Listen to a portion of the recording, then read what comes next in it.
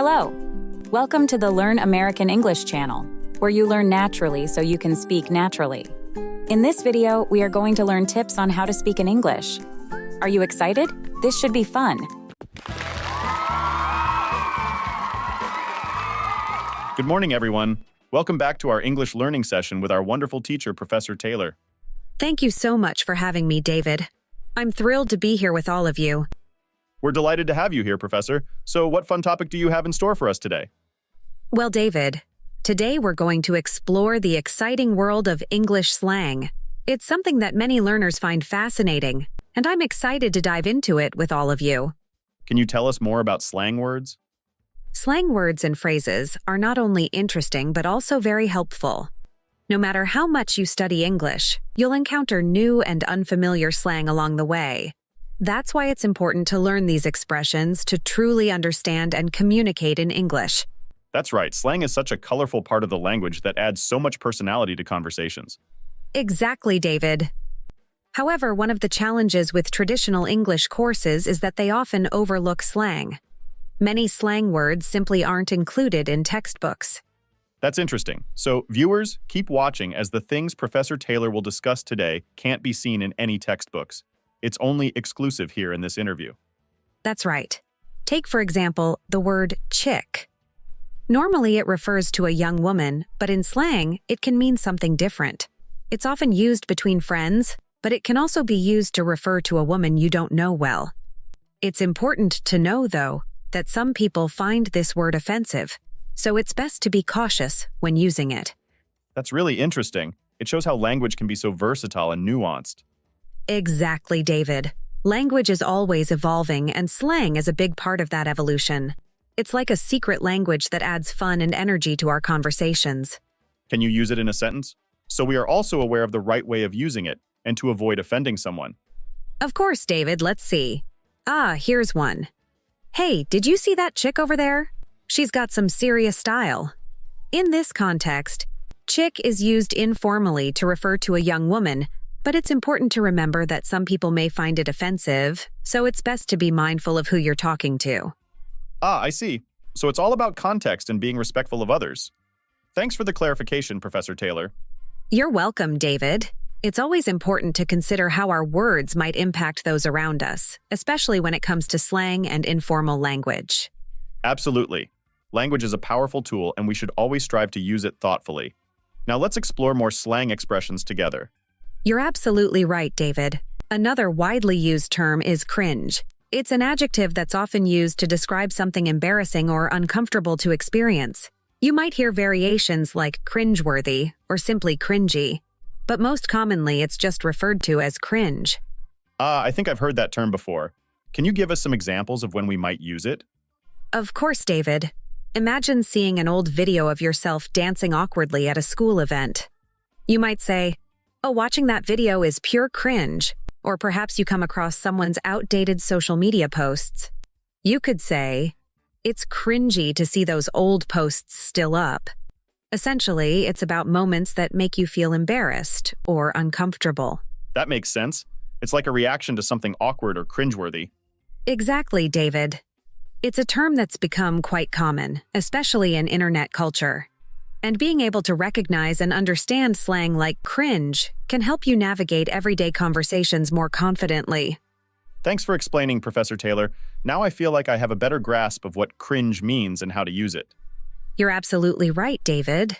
Remember, language is always evolving, and slang plays a big role in that evolution. Another slang term I want to share with you is, "I feel you." What does that mean, Professor Taylor?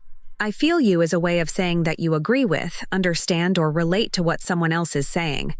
For example, if a friend tells you that learning English is really challenging, you might respond with, "I feel you," indicating that you understand because you find it difficult too.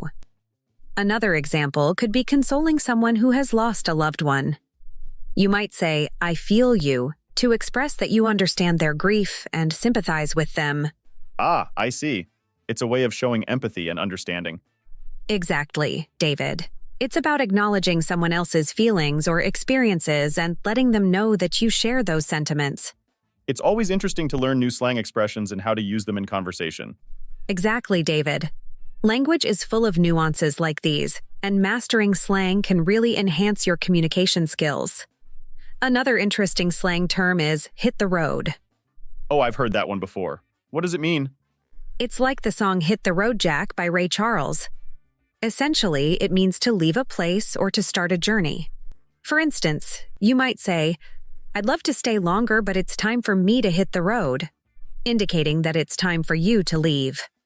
Or after a rest stop during a long road trip, you might say, "I'm refreshed and ready to hit the road again," meaning you're ready to continue your journey. Ah, I see. It's a casual way of saying you're leaving or starting a trip. Exactly, David. It's a common expression that's used in everyday conversations, especially when it's time to depart from a place. Another interesting slang term is dead or die. What does that mean, Miss Taylor? Well, dead or die is a slang expression used to convey an extreme reaction to something, usually because it's exceptionally funny or impressive. In what situation do we usually use that expression? You can use it if the situation is so overwhelming that it metaphorically kills you. For example, if you see a hilarious meme or a stunning piece of artwork, you might exclaim, "I'm dead," to express how much it amused or impressed you. Or if something surprising or embarrassing happens to you, like the teacher catching you with your cell phone, you might jokingly say, "I'm dead." Ah, I get it. It's like an exaggerated way of reacting to something amusing or shocking. Exactly, David. It's a playful expression that adds emphasis to your reaction, and it's commonly used in informal settings among friends.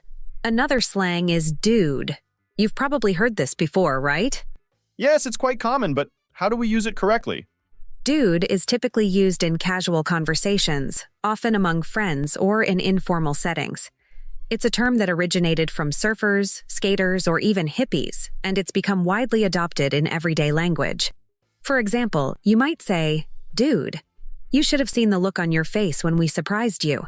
It's a way of addressing someone casually, similar to saying hey or man. Another term you might hear is bro.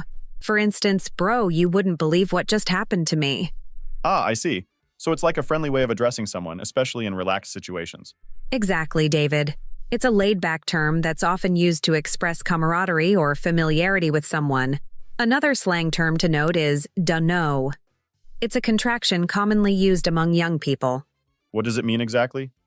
Simply put, dunno is short for don't know. It's a quicker way of expressing uncertainty or lack of knowledge. It's quite popular among younger generations, but it's essential to be mindful of who you use it around.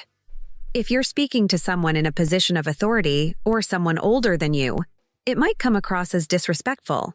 So it's safer to use it around peers or younger individuals. I see. So it's a casual way of saying you're unsure about something, but it's best to use it appropriately. Exactly, David. It's all about understanding the context and being respectful in your communication. Thanks for the heads up, Miss Taylor. Can you give us an example of how to use dunno in a sentence? Certainly. Imagine someone asks you, "What are you doing for spring break?" You could respond with, "Dunno, I was thinking of traveling to Mexico again, but I'm not sure." It's a straightforward way of saying you haven't made any definite plans yet. Thanks for explaining, Professor. Well, that wraps up our discussion on slang terms and expressions with Professor Taylor. I hope you all found it as enlightening as I did. Professor Taylor, thank you so much for sharing your expertise with us today. Well, David, it's been a pleasure discussing these slang terms and expressions with you today. And to our viewers at home, if you have slang words that you want to understand, let us know in the comment section. Remember to keep exploring and learning new expressions to enrich your language skills. Until next time, take care and keep practicing your English. Goodbye. Goodbye, everyone. Did you enjoy the conversation? Try using this with your family and friends. Thank you for watching the Learn American English channel, where you learn naturally so you can speak naturally. Please click the like button and subscribe to our channel to see more videos like this one.